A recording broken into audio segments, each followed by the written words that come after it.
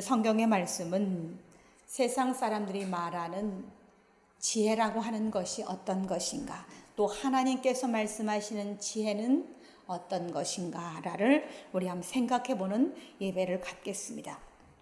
저는 노방에 나가서 전도를 합니다. 아주 오래전부터 이 일은 해왔던 것인데 제가 교회를 설립하고부터는 더 많이 하게 되었습니다. 작년에는 1년 내내 했고, 올해 들어서 이제 7월 돼서부터는 일주일에 2번 정도 나가서 전도를 합니다. 이 전도를 할 때 듣지 않아도 합니다. 또 저를 흘겨보아도 저는 합니다. 때론 저한테 막 달려들어도 저는 예수 믿으라고 전합니다. 또 저를 미련하다고 말하는 자에게도 생명이 예수님께 있다라고 말하며 저는 이 일을 하고 있습니다. 그 이유는 하나입니다. 오직 하나님의 영광을 위해서 저는 일을 합니다. 비록 제가 작은 종이어서 하나님께 얼마나 영광이 되겠습니까마는 제가 하나님을 경외하고 또 예수님이 보여주신 그 사랑에 감사해서 저는 나가서 전도를 합니다. 그런데 전도할 때 어떤 때는 막 저한테 달려드는 분도 있어요. 막 따지는 분도 있어요. 당신이 하나님을 봤어? 당신이 있으면 한번 증명해봐. 이런 사람도 저한테 있었습니다. 근데 저는 그럴 때마다 내가 알고 있는 그 하나님을 눈으로 보여줄 수 없었기 때문에 가시라고. 그렇지만 당신 눈에 안 보여도 하나님은 여전히 살아계시다라고. 그렇게 저는 늘 말하면서 지금까지 왔습니다. 근데 제가 전도를 하면 이 성전에 채워져요. 근데 또 어느새 이렇게 또 비워버립니다. 왔다가 몇 주 되면 또 가버리고, 그렇게 계속해서 이런 일들이 반복이 되고 있어요. 저는 그럴 때마다 좌절이 말도 없이 됩니다. 하나님, 과연 제가 하는 이 전도가 하나님께 영광이 됩니까? 라고 기도합니다. 그 세상 사람들은 저한테 어쩌면 미련하다고 할지도 모르겠어요. 왜 그러냐면 네가 하는 것이 아무 결과도 없잖아 라고 말하는 사람이 있기 때문에 저는 세상 사람들이 하는 미련하다고 하는 말을 기꺼이 감수합니다. 왜 그러냐면 아직까지는 하나님께서 이 교회에 많은 증거들을 보여주시지 않았기 때문에 저는 인정합니다.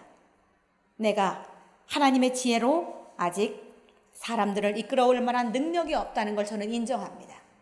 그래서 그런 사람들이 하는 소리가 저는 듣기 싫지 않아요. 다만 그런 소리 할 때마다 저는 다만 더 기도할 따름이지요. 부족한 걸 인정하게 하는 말씀들이 태반입니다.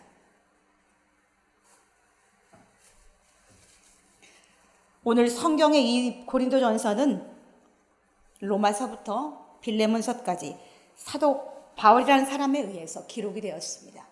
하나님께서는 사도 바울을 감동케 하셔서 그에게 13권의 바울 서신을 기록하게 하셨어요. 그런데 오늘 이 고린도전서 1장에는 세상이 말하는 지혜와 하나님이 말하는 지혜에 대해서 말씀하고 있다는 거죠. 이 사도 바울 당시에 이 유대의 가말리엘 문화라고 하는 최고의 학문을 율법을 가르치는 학교가 있었어요. 그 학교 출신입니다. 그래서 우리나라로 말하면 서울대학 정도 되는 그런 학문을 이수한 사람이 바로 사도 바울이었어요. 그리고 사도 바울은 로마의 시민권자였어요. 유대인이었지만 오래전에 로마의 시민권을 획득하고 그 부모로부터 물려받은 로마의 시민권자였어요. 그리고 로마의 관원이었어요. 그래서 그 전에 회심하기 전에는 로마의 관원의 자격으로 예수 믿는 사람들을 옥에 가두고 또 어떨 때는 때려 죽이는데 동조했던 인물이죠. 사실 그는 이 지금 제가 말씀드린 이 배경을 가지고 얼마든지 자유롭게 또 풍족하게 살 수 있었어요. 근데 그런 것들을 다 버렸습니다. 더 귀한 것이 있었기 때문에 그걸 버렸죠. 그것은 바로 복음입니다. 복음. 예수님이 보여주신 참사랑, 그것 때문에 버렸죠. 이 세상의 사람들은 다 누구나 자기를 위해 삽니다. 저도 저를 위해 삽니다. 우리 하지에도 저를 위해 살고, 우리 이역자 성도님도 자신을 위해 삽니다. 내가 돈 버는 것은 나와 내 가족을 위해 쓰기를 위해서 버는 거죠. 내가 돈 버는 것을 모두 다 남에게 주기 위해서 돈 벌지 않습니다. 그런데 한 분, 바로 예수님만은 자신을 위해 살지 않으셨어요.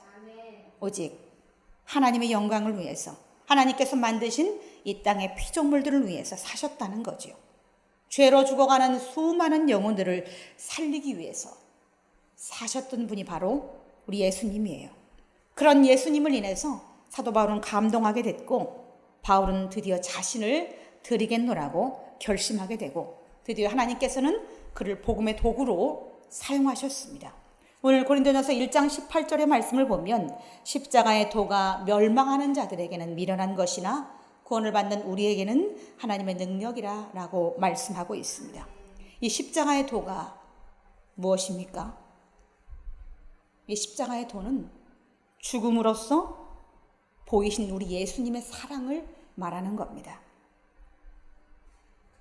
세상은 자신을 죽이면서까지 사랑하는 그 사랑을 미련하다라고 합니다. 저에게 전도할 때 미련하다라고 말하는 것처럼 예수님의 사랑의 얘기를 들으면 미련하다라고 합니다. 그러나 우리는 이것이 숭고한 것인 것을 알잖아요.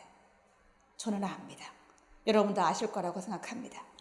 오늘 본문의 18절부터 19절까지는 이 십자가의 도와 세상의 지혜에 대해서 말씀하십니다. 그리고 20절부터 21절 말씀까지는 세상에는 지혜 있는 자가 없고 하나님이 가르쳐 주신 것이 구원에 이르게 한다라는 말씀입니다. 또 22절부터 24절의 말씀까지는 그리스도만이 하나님의 능력이라고 말씀하십니다. 그리고 마지막 절인 25절은 세상은 하나님의 지혜를 따라갈 수 없다라고 말씀하십니다.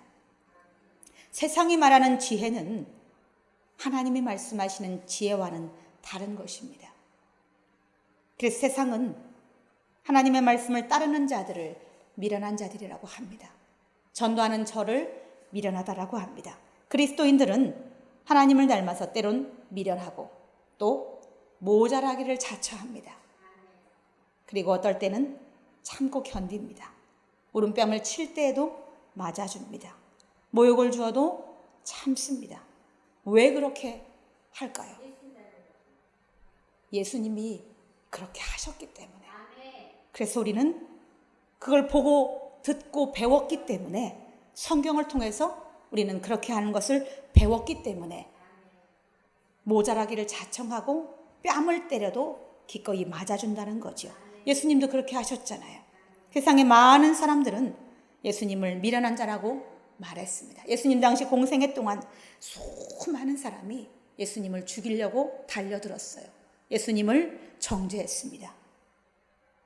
예수님이 자신이 아닌 또 다른 남을 위해서 사셨기 때문에 그 예수님을 여한없이 비방하고 정죄하고 때리고 결국 죽였지요.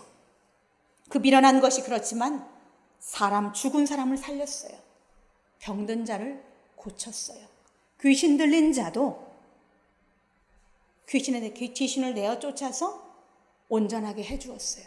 세상 사람은 미련하다 하는 그 미련한 예수님께서 죽은 자를 살리셨단 말이지요. 세상에 온갖 지혜가 넘쳐나지만 그 잘난 사람들은 머리를 얹어서 열나는 사람도 치료할 수 없었어요. 그런데 세상 사람이 다 정죄하고 미련하다라고 하는 그 예수님은 손만 얹으면 죽어있는 자가 일어나고 귀신 들린 자가 귀신이 내쫓기고 이 문둥병이 들린 온몸이 다 썩어져 가는 사람이 예수님이 손을 얹어 기도하면, 말씀을 선포하면 그 살이 어린아이같이 깨끗하게 고와지는 것을 우리는 성경을 통해서 들었단 말이지요.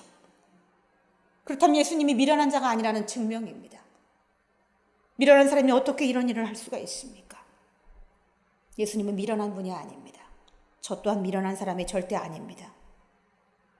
예수님께서 미련하다는 말을 들을 수밖에 없었던 것은 그분이 자신의 뜻이 아닌 하나님의 뜻을 따라 사셨기 때문에 그렇게 미련하다는 말을 들을 수밖에 없었죠.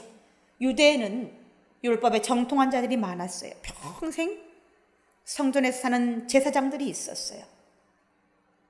그들은 나이도 아직 어리고 새파랗게 젊은 율법을 배운 적도 없는 예수님이 권위 있는 말씀을 전할 때, 또 수많은 기적을 보일 때마다 예수님께서 자신들의 권위를 떨어뜨린다라고 생각했어요. 왜냐하면 자신들은 율법을 배웠고 평생 교회에서만 살았는데 아무 율법도 배운 적이 없는 30 초반의 젊은 사람이 권위 있게 말씀을 전하고 많은 사람에게 기적과 이사를 펼치자 이 사람들은, 종교 지도자들은, 제사장, 서기관들, 이런 사람들은 예수님을 비방했어요. 왜냐하면 자신들의 권위가 떨어짐으로, 상대적으로. 그래서 그들은 할 수 없는 것들을 예수님이 계속 보여주기 때문에 그걸 통해서 정통한 그들의 권위가 계속 떨어졌어요. 그래서 그들은 예수님을 비방하기 시작했죠. 어떻게든 예수님을 짓밟고 예수님이 활동하지 못하도록, 그래야 자신들이 다시 랍비라는 대접을 받기 위해서 그들은 혈안이 돼 있었던 거죠. 그런데 예수님은 공격을 받았지만 그들에게 맞대응하지 않으셨다는 거예요. 그들과 싸우지도 않으셨어요. 그들이 달려들 때는 오히려 그걸 피해서 다른 곳으로 이동하셨어요. 늘 그러셨어요. 그들이 비방을 들으며 오직 묵묵하게 하나님이 명령하시는 말씀만을 수행할 따름이셨어요. 예수님이 상대한 것은 사람이 아닙니다. 우리가 살아가는 이 세상 속에서 상대하는 것은 사람이 아니에요. 저도 사람을 상대하지 않습니다. 그 사람 속에 숨어 있는 그 사단을 예수님은 상대하셨어요. 광명한 천사로 가장한 사단도 있고, 또 합법적인 말로 가장한 사단도 있어요. 또 인격적인 모습으로 가장한 사단도 있어요. 그래서 사람들의 눈은 보이는 것을 보고 그것이 진짜라고 여깁니다. 그래서 눈을 가진 사람은 미련하게 보일 수밖에 없었던 거죠. 예수님께서. 세상 사람들은 사람이 떡으로 산다라고 말합니다. 돈으로 산다라고 말합니다. 돈이면 못할 것이 없다라고 말합니다. 근데 사람은 떡으로 살지 않습니다. 돈으로 살지 않습니다. 돌이 아무리 많아도 하나님이 그 생명을 오늘 밤에 거둬가시면 끝나는 거죠. 내가 아무리 많은 좋고 기름진 것을 소유했어도 하나님께서 그것을 어느 날 다 거두어 가시면 내 것이 아닙니다. 그래서 우리는 사람이 떡으로 살 것이 아니요 하나님의 입으로 나오는 말씀으로 산다라고 우리는 우리의 마음속에 그렇게 하나님께 고백합니다. 그리고 저는 그것을 믿고 살아갑니다. 제가 살아가는 그 수많은 50년이 넘는 생활은 육신으로 살지 않았기 때문에 저는 하나님의 말씀으로 지금까지 살았고, 보이지 않는 그 하나님이 저를 인도해 주심으로 여기까지 왔기 때문에 사람이 떡으로만 산다는 말이 틀렸다고 저는 자신 있게 말할 수 있습니다. 사람이 떡으로만 살았다면 마태복음 8장에 나오는 나병 환자가 의사한테 갔어야 되는 거지요. 근데 이 마태복음 8장에 나오는 나병 환자는 의사에게 가지 않고 예수님께 왔습니다. 예수님은 의사가 아닌데 당에 고칠 수 없었던 이 불치병인 나병 환자가 예수님께 자기의 병을 고쳐달라고 찾아왔단 말이지요. 나병은 전염성도 강하고 아무도 치료할 수 없었어요. 당시에는. 그리고 처참하게 살이 다 썩어서 죽어가는 병이었어요. 근데 이 나병 환자가 도대체 무엇을 보았기에 예수님께 와서 자신을 구원해달라고 말했을까? 그 나병 환자는 고침을 받았습니다. 예수님은 그 어떤 행동도 하지 않으시고 그에게 다만 깨끗함을 받으라라고 명령만 하셨어요. 그에게 손도 대지 않았어요. 깨끗함을 받으라는 말씀으로 선포하셨고 그의 몸은 깨끗해졌습니다. 하나님의 말씀은 곧 능력입니다. 하나님의 말씀은 곧 나에게 능력이 됩니다. 떡으로만 사는 줄 아는 자들은 하나님의 말씀을 보고도 믿지 않습니다. 유대의 많은 종교 지도자들이 예수님을 통해서 하나님의 능력을 보았지만 그 말씀을 믿지 않았어요.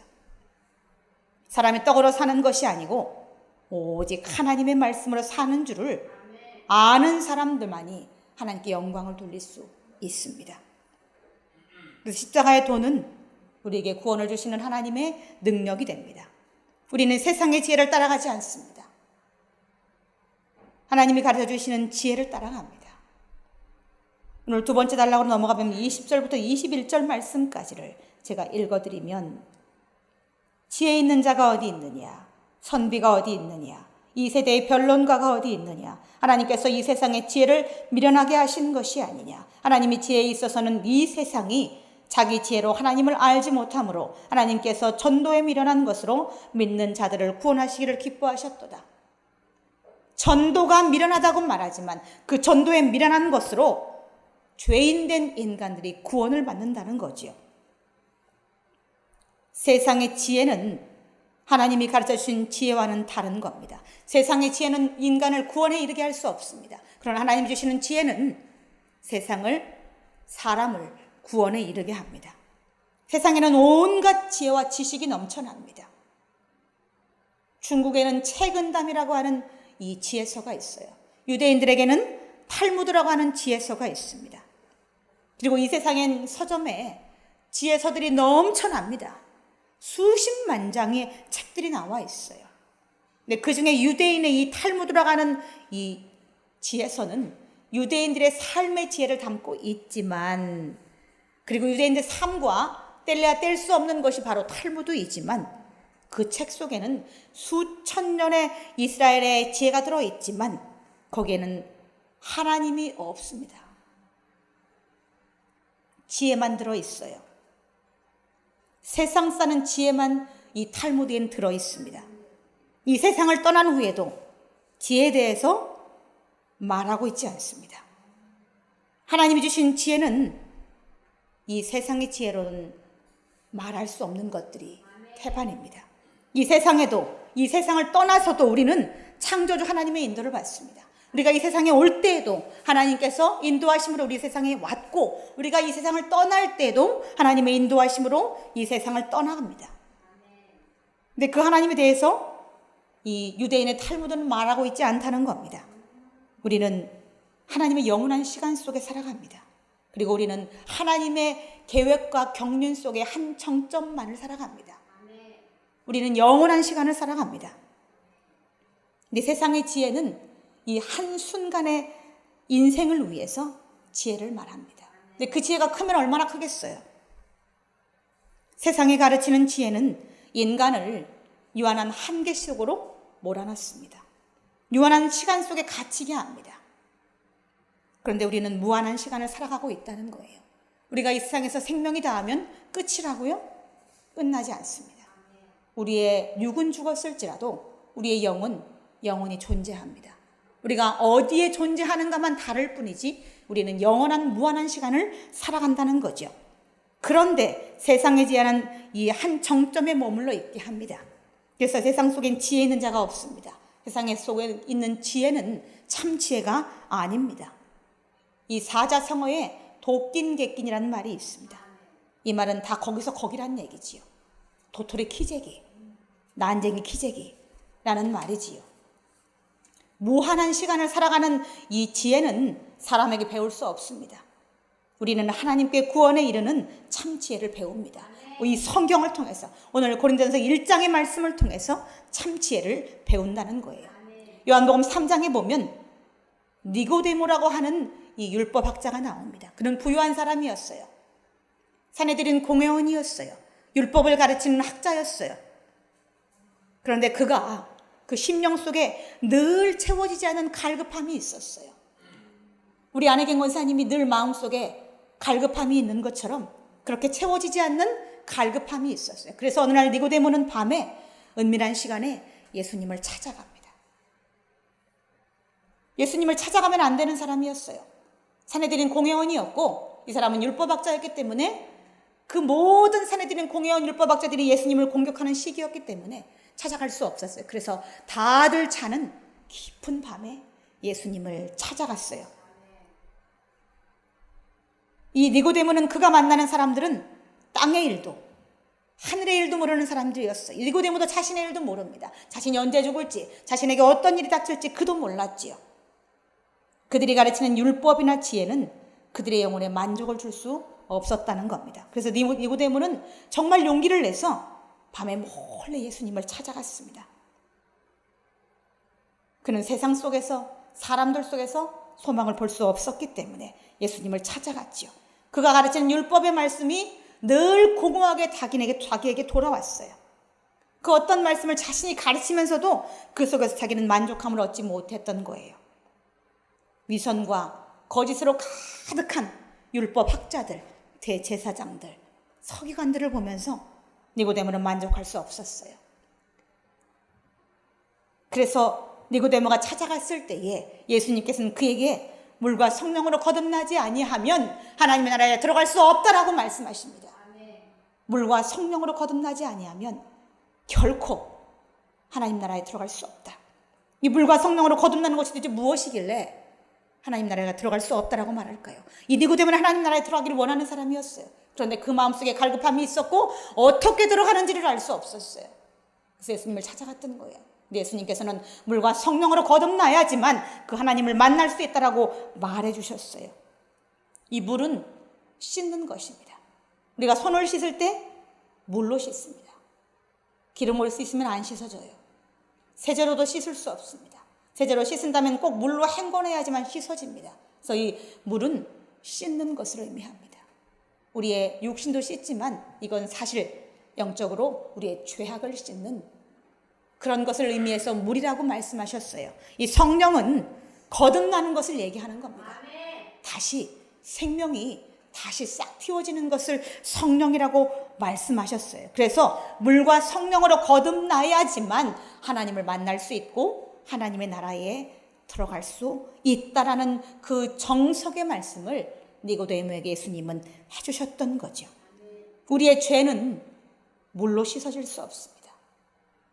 오직 예수 그리스도의 피로만 씻어집니다. 그렇지만 세상 속에서 우리에게 지혜로 깨닫게 하시기 위해서 물이라는 말로 우리에게 말씀하고 있다는 거죠. 영혼을 씻기 위해서 우리에겐 물 세례가 필요하고 성령 세례가 필요하다는 거죠. 성령의 세례를 받아야지만 우리는 다시 살아날 수 있습니다. 그것을 성경에서는 거듭난다라고 말하죠. 그리고 또 좀 더 어려운 말로 말하면 중생이라고 말합니다. 우리가 중생하기 위해서는 성령 세례를 받아야 된다는 거죠. 이 성령 세례는 인간의 의지가 아닌 하나님의 깨닫게 하시는 영으로만 씻겨지는 것입니다. 인간의 힘으로는 할 수 없는 겁니다. 하나님은 세상의 지혜자를 부끄럽게 하시고 세상 사람들이 미련한 행위라고 말하는 전도를 통해서 오늘 사람을 구원하신다라고 말씀하셨어요. 전도는 하나님을 사랑하지 않고서는 할 수 없습니다.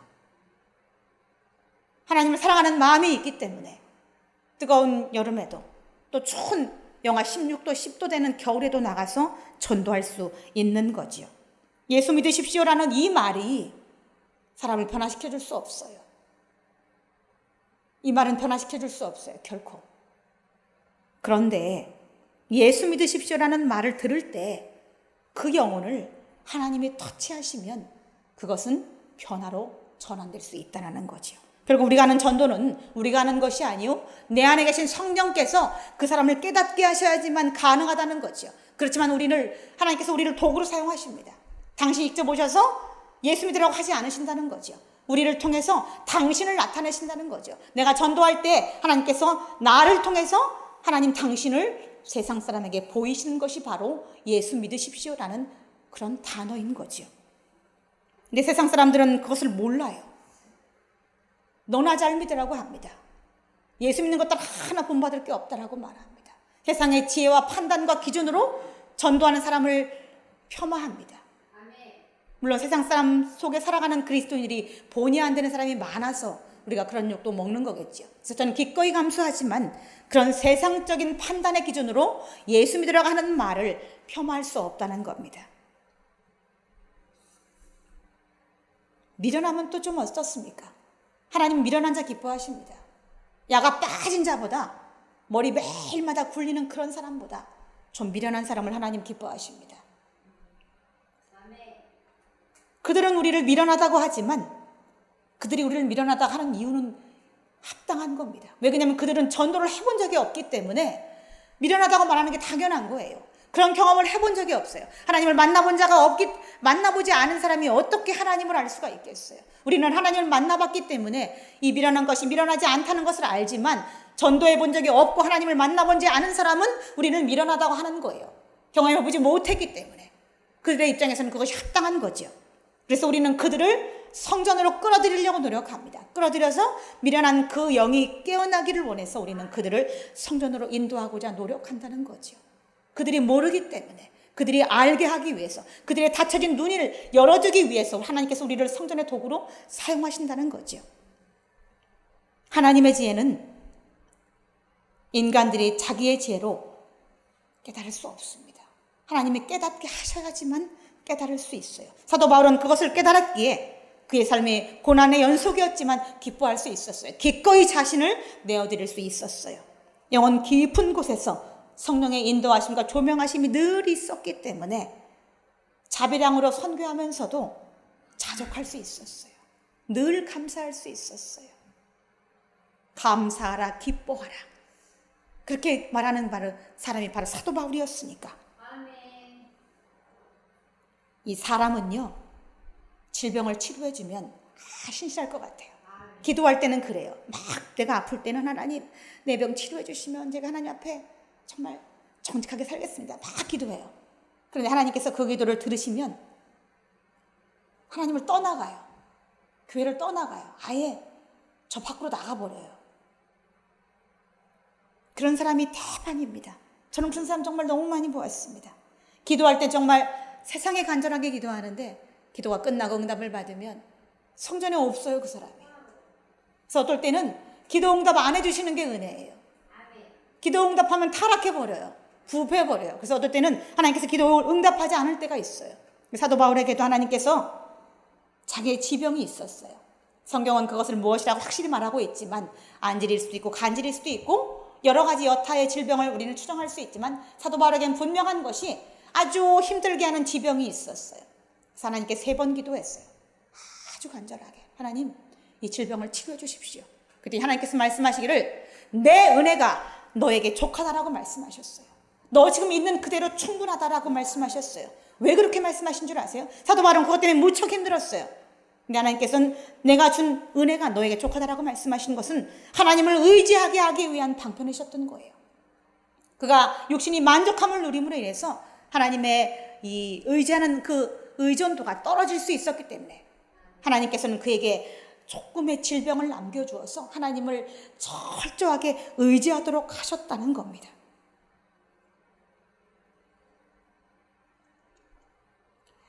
이 사도 바울은요, 사실은 하나님을 100% 이상 의지했어요. 우리는 100% 예수님을 믿는다고 말하지만 어떤 환경이 오면 변화가 되잖아요. 부패하잖아요. 하나님을 없다라고 거부하잖아요. 근데 사도 바울은 100% 이상 의지했습니다. 이걸 어떻게 제가 말씀드릴 수 있냐면 사도 바울은 성경에 보면 이 태창도 맞고요. 살이 뜯기는 태창으로도 맞았고요. 40대 상하 감한 매를 5번이나 맞았어요. 배에서 파선해서 10며칠을 바다에 떠다니기도 했었고요. 독사에 물리기도 하고 정말 여러 가지 일들이 있었어요. 그런데 그런 상황 속에서 떠나가지 않을 사람이 있겠어요? 살을 뜯어내는 이 매를 맞아보세요. 살을 때릴 때마다 그 끝에 고리가 달려있어 살이 뜯겨나가요. 그런 걸 맞아보세요, 한번.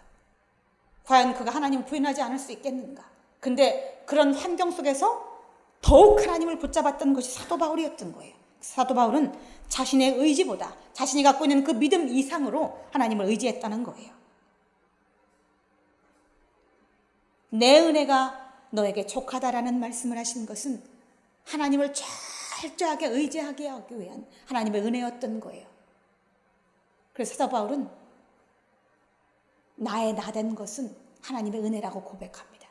자신의 병을 고쳐달라고 말하고 나서 나의 나된 것은 내게 질병이 있는 것도, 내가 복음을 전하는 것도, 내가 매를 맞고 견딜 수 있는 것도, 내가 바다에서 표류하고 생명을 건진 것도 다 하나님의 은혜라고 말했던 사람이 사도 바울이었습니다. 사람은 자기의 마음이 어떤지 모릅니다. 본인이 마음을 본인이 몰라요. 안다고 말하시겠어요? 몰라요. 사실 몰라요. 그럴 것 같은데 닥치면 아닌 경우가 대반입니다. 신실할 것 같은데 아닌 경우를 우리는 봅니다. 열길 물속은 들어가 보면 알 수 있어요. 요즘 열길 물속 들어갈 수 있어요. 장비가 좋기 때문에 심해 바다도 들어가면 다 볼 수 있어요. 그런데 한 길이라고 하는 사람의 속은 볼 수 없다는 거죠. 볼 수 없어요. 알 수 없어요. 나가 볼 수 없어요. 내가 내 한길 사람 내 속을 볼 수 없다니까요. 근데 그 한길 물 속인 사람의 속을 하나님은 꿰뚫어 보십니다. 그 사람이 지금 주여 해도 저 속이 가짜인지 진짜인지, 주여 부르는 그 속이 가짜인 걸 아세요. 세상 속에 막 호랑방탕하는 것 같은데 그 속에 진실한 것이 있는 것을 하나님은 안단 말이죠. 사람은 몰라도. 우리는 그런 자신을 하나님 앞에 인정해야 돼요. 내가 죄인인 것을 인정하고 내가 하나님 앞에 무릎 꿇어야 된다는 거지. 나는 죄인입니다. 나는 악한 자입니다. 본질상 악하다는 것을 우리는 인정할 수 있어야 돼요. 우리 역시는 죄성이 많다는 것을 우리는 인정해야 돼요. 그래서 하나님 앞에 무릎을 꿇어야 되는데 무릎 꿇려 하지 않아요. 내가 뭐 어때서? 내가 무슨 죄를 지었어? 라고 스스로를 높이는 것이 보통 사람입니다. 이 사도 바울은 나는 매일 죽는다라고 말했어요. 영과 육을 매일 죽였어요. 육은 매를 맞아서 죽었고 영은 매일마다 올라오는 사람들의 모습을 보고 막 마음에 막 울분이 나올 때도 그것을 죽이려고 노력했다는 거죠. 자신의 모습으로 하나님의 영광을 가리지 않기 위해서 매일마다 자신의 영역을 죽였어요. 그리고 하나님께 무릎 꿇었어요. 그리고 하나님의 뜻을 깨달으려고 무더히 노력했습니다. 우리는 악한 존재입니다. 그래서 우리는 세상의 지혜로 구원받을 수 없습니다. 그러나 성경의 지혜서라고 말하는 욥기부터 아가서까지 5권은 우리에게 참 지혜를 가르치십니다. 성경의 욥기, 시편, 잠언, 전도서, 아가서 이렇게 5권을 지혜서라고 합니다. 근데 이 지혜서 속에는 하나님의 구원의 능력이 들어가 있어요. 구원하시는 방법이 들어가 있어요. 그래서 우리는 이 지혜서의 말씀을 우리는 늘 묵상해야 돼요. 그래서 성경을 모르는 분에게 성경을 읽으라고 할 때는 우리는 시편을 권합니다. 아니면 잠언을 권합니다. 왜 그러냐면 성경을 몰라도 하나님을 모르는 자도 시편이나 잠언의 말씀을 듣고는 아멘할 수 있기 때문에 우리는 하나님을 알게 하기 위해서 그 지혜서인 잠언의 말씀을 읽어보라라고 권해줍니다. 저희 어머니가 예수 믿지 않을 때도 병원에 입원하셔서 오래전에 한 9년, 10년 전에 예수 믿지 않았었어요. 그때는 교회를 그냥 어쩌다 한번 갈 때였는데 그때 병원에 입원하셨을 때 제가 매일 가서 잠언의 말씀을 읽어드렸어요. 근데 우리 엄마가 엄청 괴팍하십니다. 맛있는 걸 아무리 드려도 맛있다는 말도 안 하셔요. 아무리 좋아도 좋다는 말을 안 하시는 분이 평생. 그런데 그런 우리 어머니가 성경 잠언을 읽어드렸더니요 누워가지고 아멘 아멘 막 이랬어요. 그래서 내가 읽다가 깜짝 놀래가지고 응? 뭐지? 이러고는 그 다음 날도 또 읽어드렸어요. 그랬더니 그 말씀을 들을 때마다 구절구절 들을 때마다 아멘 아멘 막 이러시는 거예요. 그 말씀이 막 마음에 확 와닿으시는 거야. 믿지 않아도 말씀이 너무 은혜롭기 때문에 거기서 마음이 열리셨어요. 그래서 병원에서 그때 큰 수술을 하셨는데 그 병원 의사가 그랬어요. 연세도 많으신데 경과가 너무 좋습니다. 디스크 수술을 하셨어요. 그때가 79세였는데 그 연세도 많은데 사실 디스크 수술이 위험한 수술이었는데 강행을 했어요. 그런데 그 의사가 연세가 많으신데 경과가 너무 좋다라고 8일 만에 입원하셨어요. 8일 만에 집으로 돌아가셔서 지금도 얼마나 강령하신지 모릅니다. 눈도 하나 흐리지 않으시고 귀도 밝으시고 두 다리도 성해서 교회 예배 한 번도 안 빠지십니다. 저희 친정엄마가. 근데 그때 예수를 처음 모를 때 제가 하나님의 지혜서인 잠언을 읽어드려서 우리 엄마가 예수를 믿지 않았어도 하나님께 아멘으로 영광을 돌렸다는 거지요. 사도행전 4장 12절은 말씀하십니다. 다른 이로서는 구원을 받을 수 없나니 천하 사람 중에 구원을 받을 만한 다른 이름을 우리에게 주신 일이 없습니다. 요한복음 3장 16절로 17절은 하나님이 세상을 이처럼 사랑하사 독생자를 주셨으니 이는 그를 믿는 자마다 멸망하지 않고 영생을 얻게 하려 하심이라. 하나님의 그 아들을 세상에 보내신 것은 세상을 심판하려 하심이 아니요 그로 말미암아 세상을 구원을 하시기 위해서라고 말씀하고 있다는 겁니다. 오늘 우리 본문의 말씀에 십자가의 도가 멸망하는 세상 사람들에게 미련하게 보이지만 하나님을 믿는 우리에게는 하나님의 능력이요 구원입니다. 이 십자가의 도는 예수님을 통해서만 가능합니다. 이 십자가의 도는 우리를 죄의 사함을 받게 하는 길입니다. 그리고 이 십자가의 도는 우리가 하나님을 만나는 길이기도 합니다. 이 십자가의 도는 우리를 사망에서 생명으로 인도하는 길입니다. 하나님은 예수님을 통해서만 우리의 기도를 들으세요. 또 예수님을 통해서만 우리를 만나주신다는 것을 우리를 잊으면 안 됩니다. 그래서 우리가 기도할 때 예수님의 이름으로 기도한다라고 말하죠. 우리를 1대1로 바로 만나주시는 것이 아니라 우리를 예수를 통해서만 만나주신다는 겁니다. 요한복음 14장 6절에 말씀하십니다. 예수께서 가라사대 내가 곧 길이요 진리요 생명이니 나로 말미암지 않고서는 아버지께 올 자가 없느니라 라고 말씀하십니다. 죄의 결과는 사망입니다. 지옥입니다. 죄가 장성한 즉 사망을 낳는다라고 성경은 우리에게 말씀하십니다. 그러나 예수님은 하나님의 능력으로 우리의 죄를 사해 주실 권한이 있고 지옥에도 빠지지 않게 하십니다. 마태복음 10장 1절에는 예수께서 그 12제자를 부르시고 그 12제자에게 귀신을 내어 쫓고 모든 병과 약한 자를 고치는 권능을 주셨다라고 말씀하고 있습니다. 예수님이 누구이시길래 제자들에게 사람들을 고치는 권능을 주셨을까?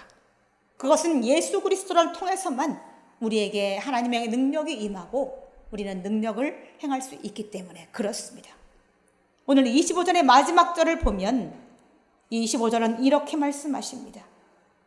하나님의 어리석음이 사람보다 지혜롭고 하나님의 약하심이 사람보다 강하니라. 저는 사실 이 말씀이 공감하지 않습니다. 감히 사람의 지혜를 하나님과 비교하는 것은 이건 말도 안 되는 거예요. 사람의 약함, 이 하나님의 약함이 사람보다 강하다. 사람과 하나님을 비교하는 건 말도 안 되는 거예요. 하지만 분명한 것은 사람의 지혜는 하나님의 지혜를 따라갈 수 없고 사람의 강함도 하나님의 전능하심을 따라갈 수 없다는 것을 우리는 인정해야 된다는 겁니다. 하나님의 경륜은요, 하나님의 우주 통치 계획 또 실행하신 경험을 말하는 겁니다. 하나님의 경륜을 따라갈 수 없어요. 우리가 무엇을 한들, 우리가 무슨 경험을 한들 하나님의 경륜을 따라갈 수가 있겠어요? 여러분, 말씀 한마디로 천지를 지을 수 있어요? 우리는 그럴 수 없습니다. 산을 명하여 이쪽으로 옮길 수 있나요? 우리는 할 수 없어요. 근데 하나님의 경륜은 이런 모든 것들이 가능합니다. 에베소 1장 4절로 5절의 말씀은 곧 창세전에 그리스도 안에서 우리를 택하사 우리로 사랑 안에서 그의 앞에 거룩하고 흠이 없게 하시려고 그 기쁘신 뜻대로 우리를 예정하사 예수 그리스도로 말미암아 자기의 아들들이 되게 하셨다라고 말합니다. 예수 그리스도를 통해서 우리가 하나님의 자녀가 되는 겁니다. 그런데 그것이 창세전에 우리를 이미 택하신 일이라고 말씀하십니다. 하나님의 경륜 안에서 우리를 창세전에, 우리가 태어나기 오래전에 우리를 이미 택하셨다는 거죠. 우리는 우리 인생 살아가면서 지금 이 순간에도 나를 모르는데 하나님께서는 오래전 우리가 태어나기 수십만 년 전에 우리를 택정하시는 분이 바로 하나님입니다. 그냥 하나님의 경륜이 세상의 지혜로 따라갈 수 있습니까? 따라갈 수 없습니다. 빌딩을 하나 지으려면요, 설계 도면이 있어야 돼요. 근데 설계 도면은요, 뚝딱하면 만들어지지 않습니다. 이 설계 도면을 만드는데요, 아마도 이 롯데 타워가 지금 지어졌잖아요. 100층이 넘잖아요. 아마 그 롯데타워의 설계도는 아마 수십억 이상 받았을 것입니다. 근데 그 설계도면을 만드는 사람들은요, 대학에서 이 설계도면 만드는 것을 수년을 배워요. 그렇게 해서도 설계도면에 뛰어난 자가 많지 않습니다. 수년을 배워야 만들 수 있는 게 설계도면이에요. 그런데 하나님께서는 말씀만으로 천지를 지으셨어요. 그깟 이 세상에 있는 그까지가 하나, 건물 하나 이런 게 아니고 우주를 지으셨단 말이죠. 말씀만으로. 그러니 우리가 감히 하나님의 경륜을 말할 수가 있겠어요? 세상에는 육체를 따라 지혜로운 자가 없습니다. 능한 자도 없습니다. 문벌 좋은 자도 없어요. 가문 좋고 또 많이 배운 자도 없습니다. 하나님은 오히려 세상 속에서 미련한 자를 택하사 하나님의 영광을 드러내십니다. 지혜 있는 자를 부끄럽게 하십니다. 세상 속에서 저 사람은 참 미련하고 볼 것이 없는데, 근데 하나님은 그 사람을 쓰십니다. 그래서 잘난 사람은 부끄럽게 하신다는 거죠. 오래전에 제가 집사였을 때 제가 모시던 담임 목사님이 이런 말씀을 하신 적이 있었어요. 그 담임 목사님이 주일학교를 맡아서 하셨어요. 그래서 불과 몇 명밖에 안 됐던 그 주일학교가 150명으로 성장을 했어요. 그런데 그 교회에 어느 날 서울대 출신의 정말 잘난 사람이 왔어요. 그래서 결국 그 주일학교를 그분한테 뺏기고 말한 거예요. 이분도 그분이 최고의 명문대를 출신이기 때문에 기꺼이 내주었어요. 담임 목사님이 그 서울대 나온 그분에게 주일학교를 맡기고부터 주일학교가 성장했을까요? 세상으로 말하면 성장해야 맞죠. 지식도 이 목사님은 백석대를 나왔어요. 백석대하고 서울대 어디 비교를 하겠어요? 서울대 나온 사람이 백석대 나온 사람 150명 전도했으면 서울대 나온 사람 한 1000명쯤 전도해야 맞죠. 세상의 지혜는 그렇게 판단하니까. 세상에는 서울대 나온 사람을 최고로 칩니다. 그런데 그 서울대 나온 그분이 주일학교를 맡고부터 그 주일학교가 완전하게 무너졌다는 겁니다. 그래서 주일학교가 완전히 아이들이 다 줄어서 없어졌고 다시 그 주일학교는 그 목사님에게 다시 돌아갔다는 거예요. 하나님께서는 세상에 말하는 지혜 있다고 말하는 강하다고 말하는 잘났다고 말하는 사람을 쓰지 않으신다는 거예요. 세상 속에서는 낮고 천하다고 말하는 그런 자들을 통해서 하나님의 영광을 드러내신다는 거죠. 그래서 우리는 하나님 앞에 겸손해야 돼요. 내가 서울대를 나왔어도 하나님 앞에 정말 겸손하다면 하나님 크게 쓰시겠죠. 그런 사람이 사도 바울이었어요. 사도 바울은 그렇게 경륜이 높았고 학문이 깊었어도 하나님 앞에 겸손했어요. 그래서 하나님 그를 크게 쓰셨죠. 그가 배운 세상의 지식을 통해서 거대한 사람이 되게 하셨어요. 거장이 되게 하셨어요. 전 세계 유럽에 복음이 전파되는데 가장 영향력을 준 사람이 바로 사도 바울입니다. 서울대 나온 그 사람이 하나님 앞에 겸손했으면 아마 하나님 크게 쓰셨을 거예요. 근데 그 사람은 자신의 지혜를 의지했어요. 그래서 자신이 그 잘난 학문으로 백석대 나온 그 목사님보다 잘할 수 있을 거라고 생각했어요. 하지만 그를 하나님께서는 부끄럽게 하셨다는 겁니다. 우리는 하나님의 경륜 앞에 우리의 육체를 자랑할 수 없다는 거죠. 하나님 앞에는 다만 당신을 믿고 따르는 사람만이 지혜로운 자라는 사실을 기억하시기 바랍니다. 우리 다 같이 기도하시겠습니다. 하나님 아버지, 하나님의 은혜를 참으로 감사합니다. 감히 하나님의 말씀을, 하나님을, 또 예수님을, 하나님의 말씀을 증거하는 자들을 세상은 미련하다라고 합니다. 그러나 우리는 그것이 미련하지 않다는 것을 너무 잘 압니다. 눈에 보이지 않아서 늘 살아계시고 이 세상의 만물의 주관자가 되시는 하나님이 있다는 것을 우리는 압니다. 그래서 우리는 지금도 여전히 앞으로도 나가서 하나님의 살아계심을 증거할 것입니다. 하나님 미련하고 나약한 우리를 통해서 역사하여 주옵소서. 감사와 영광을 드리며 우리 구주 예수 그리스도의 이름으로 기도드리옵나이다. 아멘.